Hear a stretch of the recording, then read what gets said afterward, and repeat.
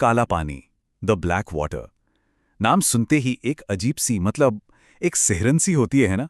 पर यह सिर्फ एक नाम नहीं है। इसके पीछे छिपा है डर, सजा और हमारे स्वतंत्रता संग्राम की एक बहुत ही गहरी कहानी। तो जाहिर है मन में सवाल तो उठेंगे ही। तो चलिए आज इन्हीं सवालों के जवाब ढूंढते हैं और काला पानी की कहानी में थोड़ा और अंदर तक चलते हैं। तो सबसे पहला और सबसे बड़ा सवाल, आखिर ये काला पानी जेल है क्या? क्या ये सिर्फ कोई बिल्डिंग थी या फिर कुछ और?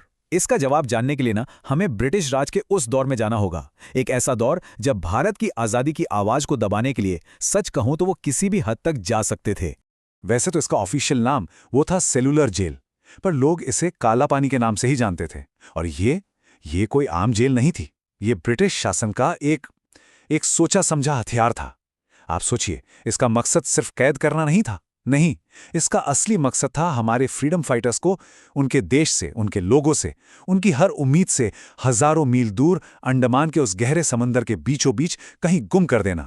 तो अब बात करते हैं इसके अतीत की, जो सच में बहुत अंधेरा है, परछाइयों से घिरा हुआ।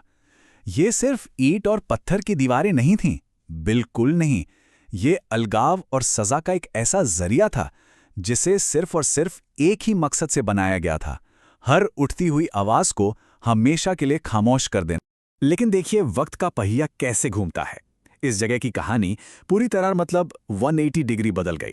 जो जगह कभी हमारे स्वतंत्रता सेनानियों के लिए जुल्म का सबसे बड़ा सिंबल थी, आज वही जगह उनके बलिदान को सम्मान देने वाला एक राष्ट्रीय स्मारक बन चुकी है।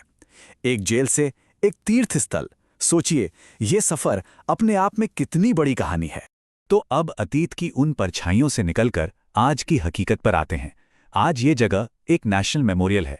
एक ऐसी जगह जो सिर्फ यादों को नहीं सहेजती, नहीं, बल्कि हमारी आने वाली पीढ़ियों को हमारे इतिहास की सबसे बड़ी कुर्बानियों की कहानी भी सुनाती है। तो अगर आज कोई वहां जाए तो उसे क्या देखने को मिलता है? देखिए, वो सिर्फ एक बिल्डिंग नहीं देखते, बल्कि उन एकांत कोठरियों की खामोशी को महसूस करते हैं। वही कोठरियां जहां कभी आज़ादी के सपने भी कैद थे। जेल की जो मेन बिल्डिंग है और वहां पर जो म्यूजियम है, वो सब मिलकर उस दौर की कहानियों को एकदम जिंदा कर देते हैं। तब जाकर इतिहास सिर्फ किताबों का पन्ना नहीं रहता, एक एहसास बन जाता है। तो कुल मिला के ये सिर्फ एक इमारत नहीं है, ये हमारी विरासत का, हमारी लेगेसी का एक बहुत बड़ा प्रतीक है। और इसका ये जो ऐतिहासिक बदलाव है ये हमें हमारे देश भारत के पूरे सफर के बारे में बहुत कुछ सोचने पर मजबूर कर देता है। ये सफर एक जेल से स्मारक तक का तो है ही, लेकिन अगर गहराई से देखें तो ये दमन से सम्मान तक की एक यात्रा है। और ये हमें एक बहुत बड़ी बात याद दिलाता है कि इतिहास में कुछ जगह सिर्फ नक्शे पर नहीं होती, वो हमारी पहचान का, हमारी आइडेंटिटी का हिस्सा बन जाती हैं। और आखिर में ये जगह हमें एक बहुत ही अहम सवाल के साथ छोड़ जाती है कि ये ऐतिहासिक जगह ये हमें क्या याद दिलाती है? सिर्फ संघर्ष और बलिदान?